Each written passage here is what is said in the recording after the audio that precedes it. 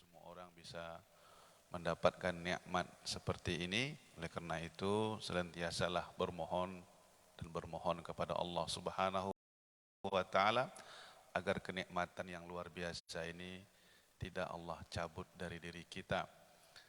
Bapak Ibu, ini merupakan satu penghargaan apresiasi dari Allah Subhanahu wa taala. Maka akan senantiasa beruntung umat Nabi Muhammad yang senantiasa bisa berpagi-pagi. Allah akan panjangkan usianya, Allah akan sehatkan badannya, Allah akan murahkan rizkinya, Allah akan mudahkan semua urusan-urusannya. Apapun yang dia lakukan, insya Allah akan menjadi baik, baik dunia maupun akhirat. Amin, amin ya rabbal alamin. Salawat dan salam semoga selalu tercurahkan buat junjungan alam Nabi besar Muhammad sallallahu alaihi wasallam biqaulihi Allahumma salli ala Sayyidina Muhammad wa ala ali Sayyidina Muhammad. Bapak Ibu, jamaah subuh yang sama-sama dimuliakan Allah, kejadian-kejadian akhir-akhir ini jangan membuat kita takut Bapak Ibu untuk datang ke masjid. Ustadz pun juga tidak boleh takut untuk ceramah gitu ya. Walaupun yang diserang itu adalah ustadz, ya. Saya kira itu tidak berdiri sendiri, ya. Bahwa tanggal 18 September itu ditembak mati ustadznya di Tangerang, tanggal 20 di Batam diserang, 23 itu di Baco, ya, 25 kemarin itu mimbar masjid dibakar. Nah ini Bapak Ibu terus ya semangat, walaupun juga selalu meningkatkan kewaspadaannya. Tengok kanan kiri depan belakang, apakah orang-orang yang kita kenal. Bapak Ibu yang sama-sama dimati Allah Subhanahu wa taala. Karena itu biasa dalam perjuangan menegakkan agama Allah. Ada orang-orang baik, tapi juga ada orang-orang yang jahat, ya. Selagi dunia seperti ini Bapak Ibu, selagi ujian manusia itu bernama iblis, bernama syaitan, maka akan selalu ada as-sira'u bainal haq wal batil. Akan selalu ada pertarungan antara hak dan batil. Cuman ada dua, ada kebenaran dan hanya ada kebatilan. Karena ujungnya nanti juga sama, hanya dua juga, ada surga, ada neraka. Maka orang-orang baik yang selalu memberikan kebaikan-kebaikan, berkata-kata yang baik, berbuat yang baik, bersikap yang baik, tentu tidak akan disenangi oleh orang-orang yang tidak baik. Begitu juga yang dialami oleh junjungan alam Nabi besar Muhammad sallallahu alaihi wasallam. Kurang baik apa Rasulullah sallallahu alaihi wasallam? Kurang baik apa lagi Rasulullah? Dari buka matanya, ya, Rasulullah membuka matanya dari tidur, semuanya isinya kebaikan-kebaikan. Sampai Rasulullah tutup lagi matanya untuk tidur, itu isinya baik, baik, baik, baik, baik, baik. Dari Rasulullah kecil, isinya adalah kebaikan-kebaikan. Allah jaga. Itulah yang dimaksud dengan maksum, ismah. Rasulullah itu dijaga dari keburukan-keburukan. Sampai Rasulullah itu pun juga Allah jauhi dari yang namanya berhala, huru hara, apa semua dijauhi oleh Allah Subhanahu wa taala. Sampai Rasulullah itu menjadi seorang pemuda, juga isinya kebaikan-kebaikan. Siapa yang bisa untuk menenangkan tokoh-tokoh kepala suku yang ada di Arab sana? Ketika mereka berebut, bertengkar, ingin memindahkan Hajar Aswad, ya, ketika direnovasi Ka'bah itu, bahkan memindahkan Hajar Aswad pun bertengkar tokoh-tokoh ketika itu. Siapa yang bisa menenangkan mereka? Siapa yang bisa, ya, membuat tokoh-tokoh Quraisy ketika itu mereka tidak lagi berkelahi, ya. Itulah junjungan alam Nabi besar Muhammad sallallahu alaihi wasallam dengan kebaikan-kebaikannya, idenya yang cemerlang. Rasulullah telah memberikan pendapat dan pandangan sehingga diangkatlah Hajar Aswad bersama-sama tanpa ada yang protes di antara tokoh-tokoh. Begitu Rasulullah, sampai Rasulullah juga mendapatkan wahyu. Laqad kana lakum fi Rasulillahi uswatun hasanah. Sungguh telah ada pada diri Muhammad sallallahu alaihi wasallam itu contoh teladan yang baik. Bapak Ibu, jadi contoh teladan yang dikatakan itu contoh teladan, yang dibuat contoh teladan, sikapnya contoh teladan. Walaupun begitu banyak juga yang tak suka dengan Nabi Muhammad sallallahu alaihi wasallam. Usaha-usaha percobaan untuk membunuh Nabi itu tak bisa dihitung dengan jari lagi, banyak sekali. Padahal lagi-lagi Allah mentazkiyah Nabi Muhammad. Wa innaka la'ala khuluqin azim. Sungguh engkau wahai Muhammad memiliki akhlak yang agung, akhlak yang mulia. Tapi usaha-usaha, upaya percobaan membunuh Rasulullah sallallahu alaihi wasallam itu juga tak bisa dihitung dengan jari, banyak sekali Bapak Ibu. Tapi Rasulullah baik luar biasa, tak ada yang bisa menandingi. Bahkan sahabat yang disebut dengan sahabat yang memiliki akhlak Rasulullah sekalipun, beliaulah Abu Bakar As-Siddiq radhiyallahu anhu, juga tak bisa menandingi akhlak Nabi Muhammad sallallahu alaihi wasallam. Pernah dalam satu kisah setelah wafat Nabi Muhammad sallallahu alaihi wasallam, datanglah Abu Bakar ini ke rumah anaknya Aisyah radhiyallahu anha. Bertanyalah Abu Bakar, begitu antusiasnya Abu Bakar ini ingin menjadi seperti Rasulullah dari sisi akhlaknya. Wahai anakku yang tercinta, ada enggak yang belum ayahanda kerjakan setahun ananda? Apa yang belum ayahanda kerjakan? Kata Aisyah, setahu ananda wahai ayahanda, semua yang dibuat Nabi sudah dibuat oleh ayah. Coba engkau pikirkan lagi wahai anakku, apa yang belum bapak kerjakan? Bapak nak kerjakan. Selagi masih hidup bapak nak kerjakan. Maka berfikirlah Aisyah, baru dia ingat satu perbuatan yang belum dibuat oleh ayahnya. Memang tak pernah Rasulullah berkabar kepada sahabat-sahabat. Nah, Rasulullah ini setiap yang dia buat hadisnya agar dicontoh oleh sahabat. Tapi yang ini entah menjadi amal spesialnya entah apa, tapi yang jelas yang tahu cuma Aisyah. Ini bapak ayah itu Nabi itu atau Nabi Muhammad SAW kalau berada di kota Madinah ini, dia sempatkan setiap pagi ngasih makan orang Yahudi yang buta matanya, yang tak ada keluarganya, matanya buta, sudah tua, keluarganya tak ada. Rasulullah sempatkan untuk memberi sarapan kepada beliau. Oh, kalau begitu, insya Allah ayah anda kerjakan. Insya Allah bisalah, kata Aisyah. Tapi ada satu hal, jangan nanti bapak terkejut. Apakah itu? Ini orang tak tahu kalau yang ngasih makan itu Rasulullah sallallahu alaihi wasallam. Kata Abu Bakar, nggak ada masalah, gitu kan? Bukan masalah itu. Ini orang, kata Rasulullah, sangat benci kepada Muhammad sallallahu alaihi wasallam. Maka Rasulullah itu dia tak kenalkan. Setiap ditanya siapa namanya, Rasulullah tidak menjawab. Rasulullah hanya fokus memberi dia makan. Kenapa? Karena orang ini paling nggak suka dengan Rasulullah Muhammad sallallahu alaihi wasallam. Menurut dia, Muhammadlah yang membuat gaduh kota Madinah ini. Yang membuat ayah bermusuhan dengan anaknya gara-gara Muhammad. Yang membuat suami cerai dengan istrinya gara-gara Muhammad.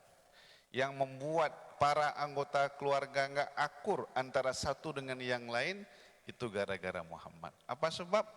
Muhammad ini dia bawa agama baru. ya, membawa agama baru. Tapi walaupun agama baru, anehnya ini mungkin juga ada sihir-sihirnya, kata dia ini. Orang Madinah ini mau pula mengikuti Muhammad ini. Ini yang aneh. Ini tukang sihir ini. Begitulah kira-kira.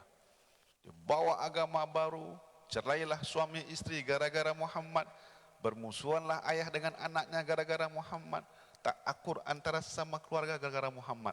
Maka engkau, wahai pemuda, jangan sampai mengikuti agama Muhammad ini. Padahal yang sedang dikatain adalah Muhammad sallallahu alaihi wasallam. Bayangkan Bapak Ibu, dia yang dikatain, dia pula yang ngasih makan tuh, bayangkan. Coba Bapak Ibu, ibu-ibu sanggup gak kira-kira itu? Sanggup tak? Bapak tahu gak kira-kira itu? Kita dikatakan, tadi Pak, kita pula kasih dia makan baik-baik itu. Dicelupkan roti itu ke dalam air. Bayangkan, sebab dia orang tua. Kan roti Arab kan liat Pak. Ya, agak keras gitu kan. Dicelupkan, dikasih makan. Begitulah. Begitulah mulia dan agungnya akhlak Nabi Muhammad, tapi tak ada dendam di hati, luar biasa. Begini baiknya orang, mau pula orang membunuh dia tuh, bayangkan. Makanya saya tak heran ada ustadz diserang apa semua, memang itulah Bapak Ibu. Rasulullah begitu. Ya, sampai ketika Rasulullah sudah meninggal, dah lama tak ada yang datang, datanglah Abu Bakar ini, nak dicoba pula membuat seperti apa yang dibuat Rasulullah Muhammad SAW. SOP-nya dah diajarkan oleh Aisyah. Begini ayah, nanti kalau sampai begini caranya, celupkan roti dulu, lalu disuapkan baik-baik, begitu. Gitu diajarkan. Nanti kalau dia ngomel, nanti dia caci Nabi kita, tetap aja kasih makan gitu. Cuman saya khawatir nanti ayah kebawa perasaan, baper gitu loh. Pancing emosi ya. Itu udah diingatkan oleh anaknya. Gitu ya. Tapi namanya Abu Bakar ini, dia orangnya tuh terobsesi untuk melakukan apa yang dibuat oleh Rasulullah SAW. Maka dikerjakanlah, kasih makan. Pertama kali kasih biasa, ya. Kedua kali kasih biasa. Mulai dia ngoceh. Engkau hati-hati ya. Nama Muhammad itu orang gila, tukang sihir. Yang membuat ayah ini tak akur dengan anaknya, Muhammad inilah. Yang membuat suami cerai dengan istri, Muhammad inilah. Dia bawa agama baru. Jangan kau dekati Muhammad ini.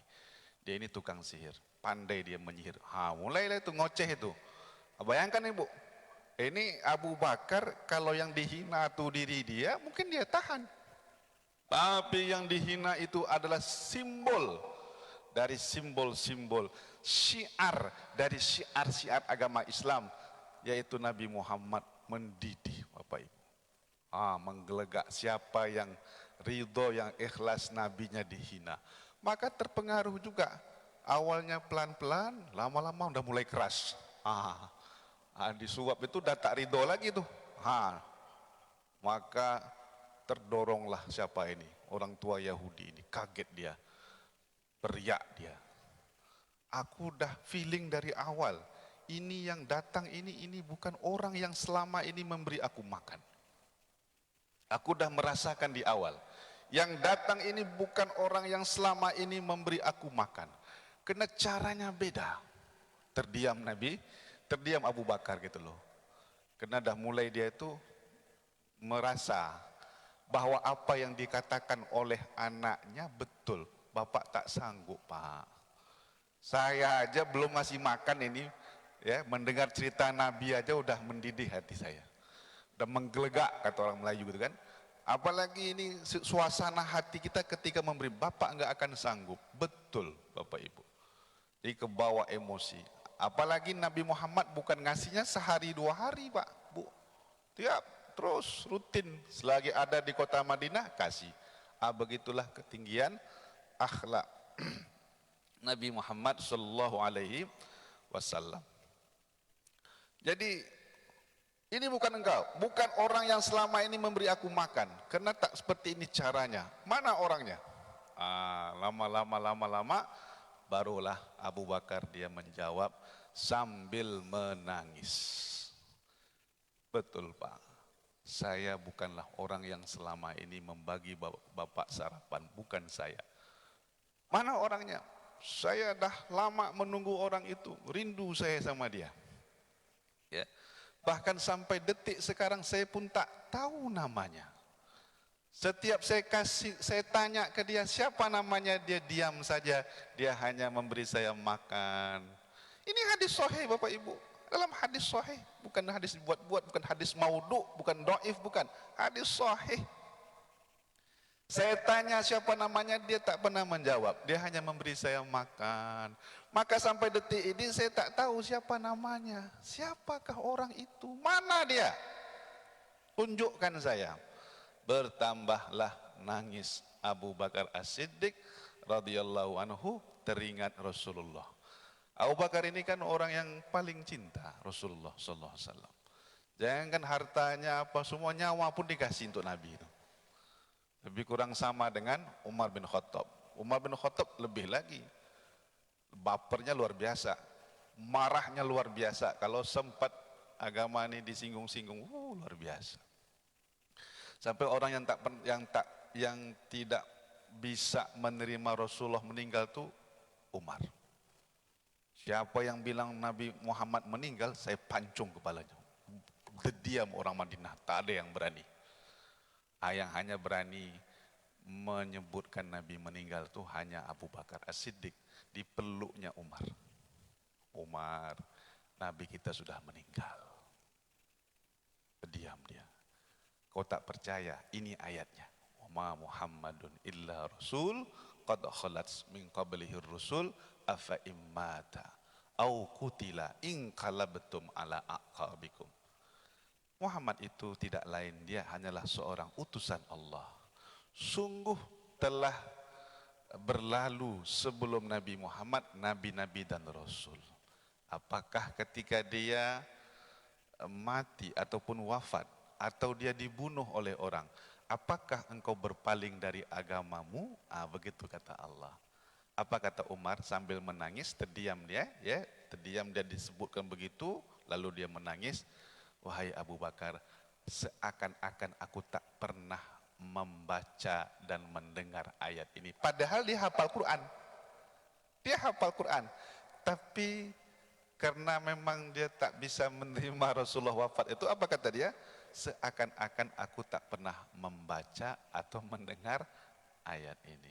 Dua orang ini luar biasa, kecintaan kepada Rasulullah sallallahu alaihi wasallam. Jadi begitu mendengar itu, menangislah Abu Bakar As-Siddiq. Bapak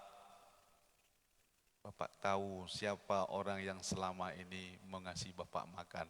Oh tak tahu, aku tak tahu. Saya tanya tak pernah dijawab.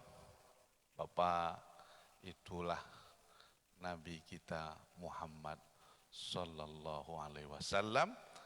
Orang yang selama ini Bapak kata-katain. Bapak bilang dia orang gila, tukang sihir, yang membuat keretakan keluarga, ayah bermusuhan dengan anaknya gara-gara orang ini, suami cerai dengan istrinya gara-gara orang ini, keluarga jadi berantakan gara-gara orang ini. Inilah orang yang Bapak bilang selama ini, yang Bapak larang dia berjumpa dengan orang ini. Inilah Bapak yang katakan sekarang, orang inilah yang selama ini peduli kepada Bapak, yang memberi sarapan kepada Bapak. Ya. Oh, kalau tadi Abu Bakar yang menangis, sekarang giliran dia pula yang menangis. Giliran dia pula yang menangis karena tak menyangka bakal seperti itu ceritanya.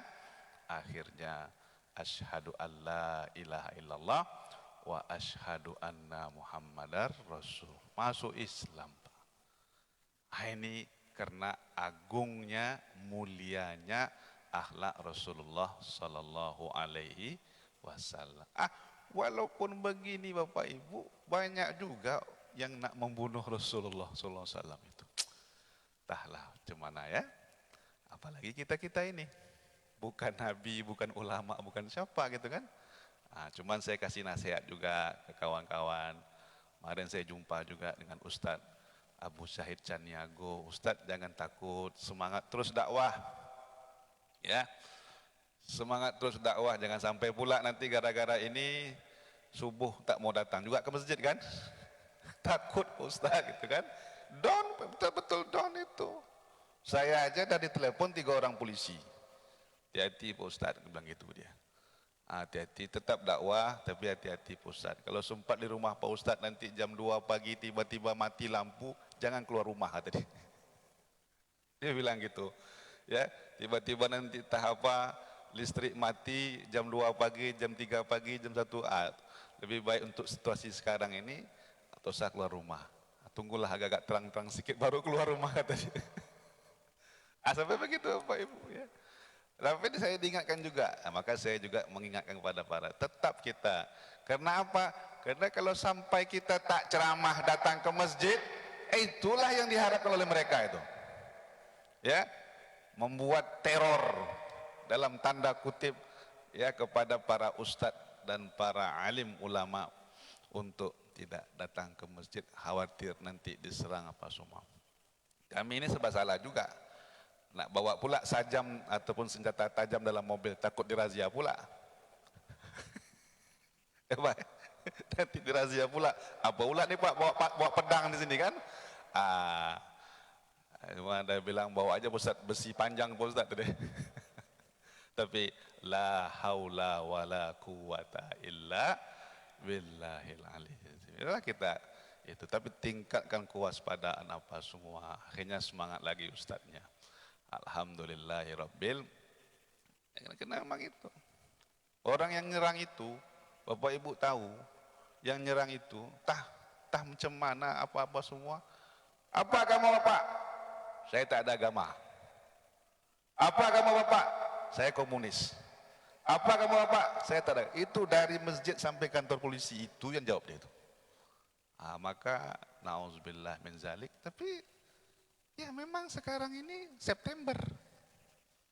Bulan September. Menjelang tanggal 30 September. G30 Allahu a'lam bishawab. Mudah-mudahan Allah jaga umat Islam. Bapak Ibu yang sama-sama mati Allah Subhanahu wa taala. Tapi juga begitu. Ingat cerita Rasulullah ingin dicelakakan oleh orang kafir Quraisy. Itu subuh juga.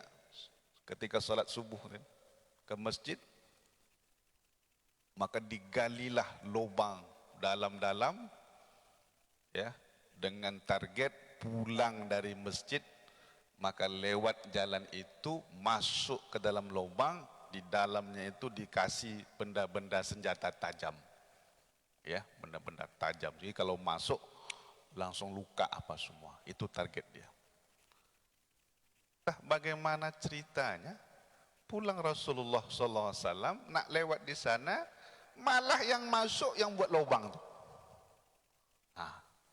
Yang masuk yang membuat lubang itu, bayangkan. Subhanallah. Wa makaru wa makarallah wallahu khairul makirin. Senjata makan tuan. Ini namanya ayat senjata makan tuan. Dia yang merencanakan, membuat makar, tapi Allah juga punya rencana, dan rencana Allah adalah sebaik-baik rencana. Maka ayat ini kita baca terus jamaah, baca terus, karena kita ini tadi ya, selamanya kita tahu apa yang terjadi, baca makaru wa makarallah wallahu khairul makirin. Kalau ada orang yang tak berniat baik kepada kita, entah apa yang dia nak dikerjakan, maka baliklah itu kepada mereka. Wa makaru wa makarallah wallahu khairul makirin. Jadi yang masuk lubang itu bukan Nabi Muhammad, padahal yang ditarget Nabi Muhammad, karena dia yang lewat di situ, pergi lewat situ, balik pun sama. Maka ternyata yang masuk itu adalah yang membuat lubang, jatuh ke dalam itu, luka-luka dia. Apakah Rasulullah marah? Apakah Rasulullah benci? Apakah Rasulullah membalas? Apakah Rasulullah dendam? Tidak jamaah. Justru orang yang pertama kali datang menjenguk orang yang nak mengganggu ataupun membunuh Rasulullah SAW adalah Nabi Muhammad Sallallahu Alaihi Wasallam. Kawan-kawan orang ini tak ada yang datang atau belum ada yang datang. Yang mengorder, ini biasa nih Pak. Ini ada pelakunya, ada pula otaknya. Ini bukan sekarang aja, dari dulu juga begitu. Yang ngasih duit tuh ada, otaknya ada, operator lapangannya juga ada. Yang orang yang masuk ke dalam lubang ini operatornya. Sementara otaknya yang mendanainya ini belum datang. Yang justru datang pertama kali adalah Nabi Muhammad Sallallahu Alaihi Wasallam. Menangis lagi orang ini karena merasa terharu akan dan takjub akan ketinggian akhlak Rasulullah Sallallahu Alaihi Wasallam.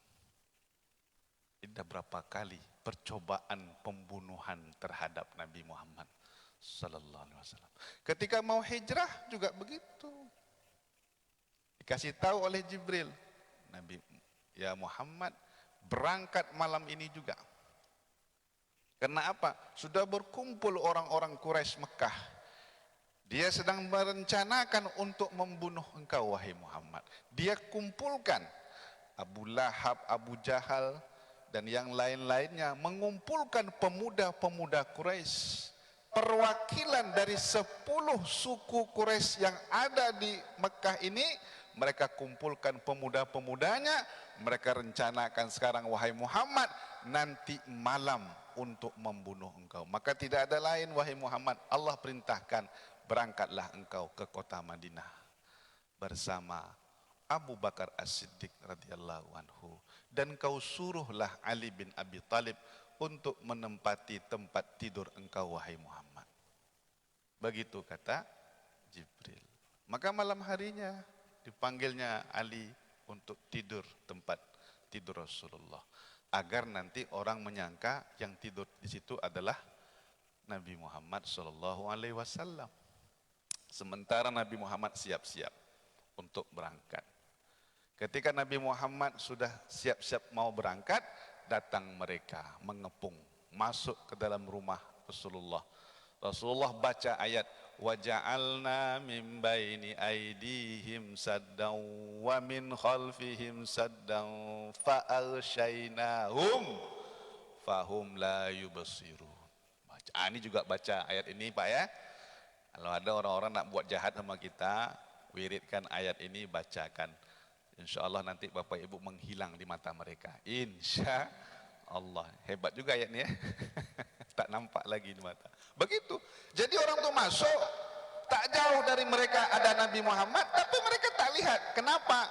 Ayat ini doa, termasuk juga bagian doa. Allah telah jadikan di depan mereka itu seolah-olah ada dinding pembatas. Di belakang mereka itu ada dinding pembatas. Kami tutup penglihatan mereka sampai mereka tak bisa melihat Rasulullah Muhammad Sallallahu Alaihi Wasallam. Maka keluarlah Nabi Muhammad Sallallahu Alaihi Wasallam, terlepaslah dari upaya pembunuhan. Tinggallah mereka dengan Ali bin Abi Thalib yang mereka sangka itu adalah Muhammad Sallallahu Alaihi Wasallam. Nak dibunuh,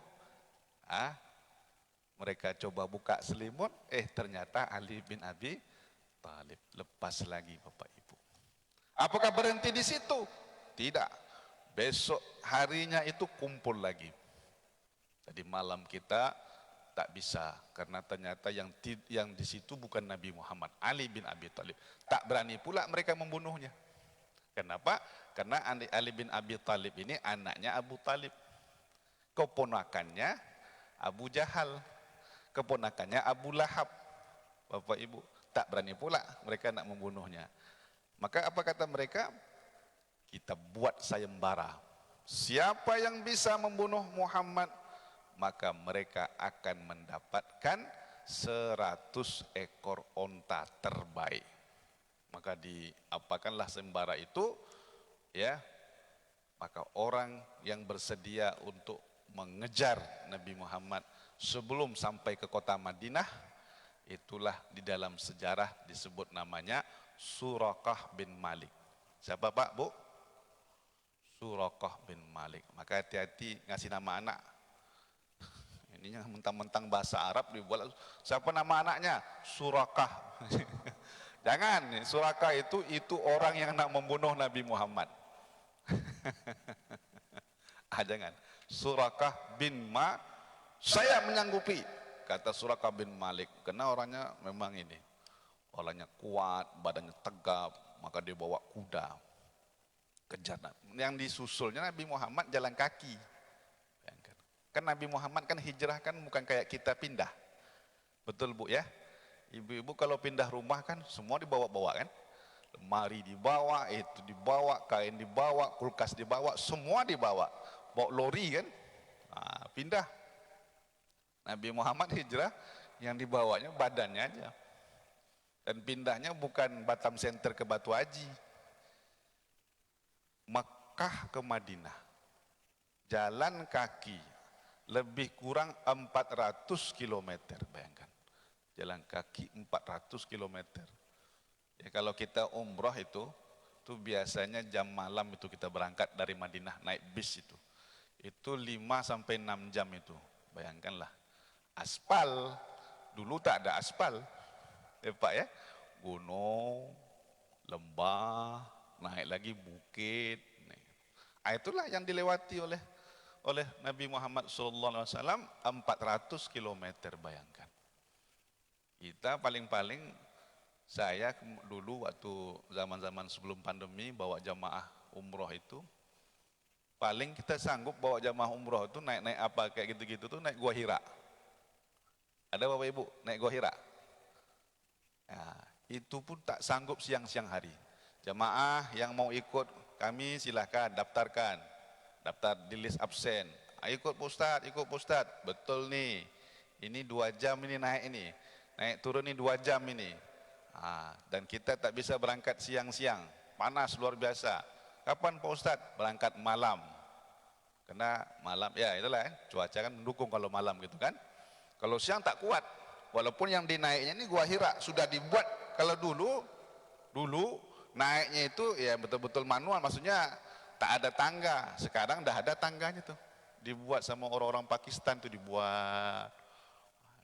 Berapa? Itu sampai 2 jam juga PP itu.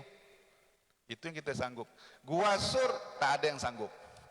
Dan tak berani karena ininya itu sangat terjal sekali.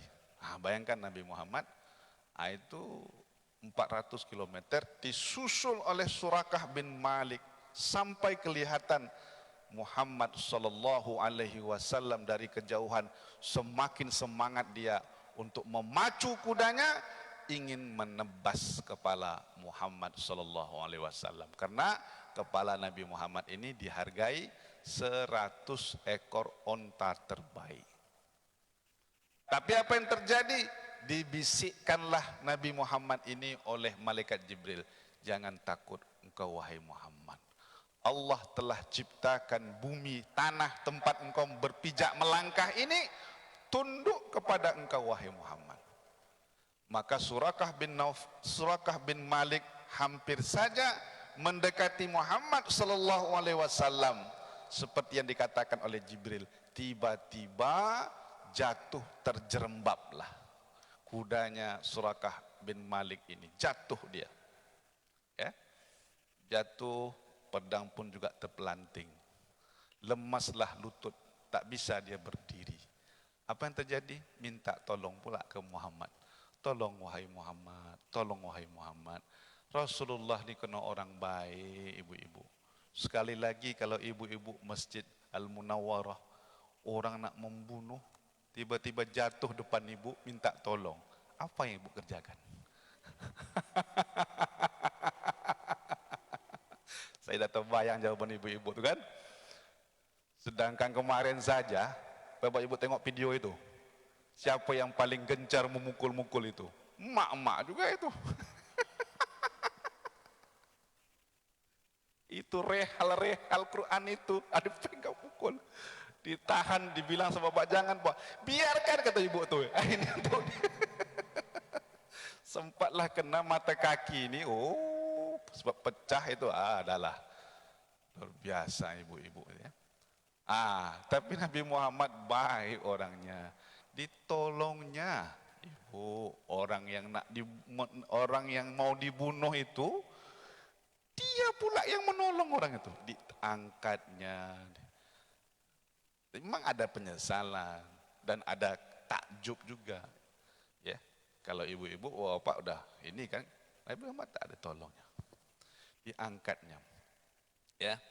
Dan dia sudah minta maaf langsung. Naik lagi ke kuda. Nabi Muhammad jalan. Namanya orang dah dikuasai oleh nafsu, oleh syahwat. Terbayang-bayang di kepala otak dia itu 100 ekor onta, 100 ekor onta, 100 ekor onta. Hilang minta maaf tadi. Ya Allah. Padahal siapa yang nolong dia tadi? Muhammad SAW. Itulah bahaya duit ini. Duit ini Bapak Ibu menghalalkan segala cara. Ya, udah minta maaf, hilang kata-kata minta maaf tadi. Hati-hati. Makanya saya bilang tadi, tidak berdiri sendiri. Ini ada operatornya, ada yang mendanainya, ada otaknya. Bukan sekarang saja. Sama Nabi juga begitu. Siapa operatornya? Surakah bin Malik. Siapa otaknya? Abu Lahab. Siapa mendanainya? Orang-orang kaya ketika itu. 100 ekor onta. Nafsu sudah menguasai dirinya. Syahwat sudah mengangkangi dirinya. Hilang kata-kata maaf itu lagi. Naik lagi kuda, dikejarnya Nabi Muhammad. Kata siapa? Kata malaikat Jibril, tenang wahai Muhammad. Allah ciptakan tanah dan bumi ini, tempat engkau berpijak ini, tempat engkau melangkah ini, Allah tundukkan untuk engkau wahai Muhammad. Jatuh lagi kali yang kedua. Singkat cerita, datang minta tolong lagi, tolong Muhammad, tolong kali ini aku betul-betul minta tolong, betul-betul aku minta maaf. Nah, datang lagi Rasulullah, diangkatnya. Senyum Rasulullah. Apa kata Surakah bin Malik? Terbuat dari apa Tuhan kau ni wahai Muhammad? Terbuat dari apa Tuhan kau ni wahai Muhammad?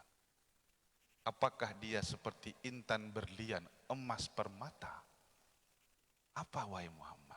Apa kata Rasulullah? Dibacakannya ayat, Qul huwallahu ahad, Allahus samad, lam yalid walam yulad, walam yakul lahu kufuwan ahad. Bukan permata, bukan intan berlian, bukan materi ya yang selama ini kau bayangkan, tapi Allah adalah Esa, tunggal. Allah tempat kita meminta.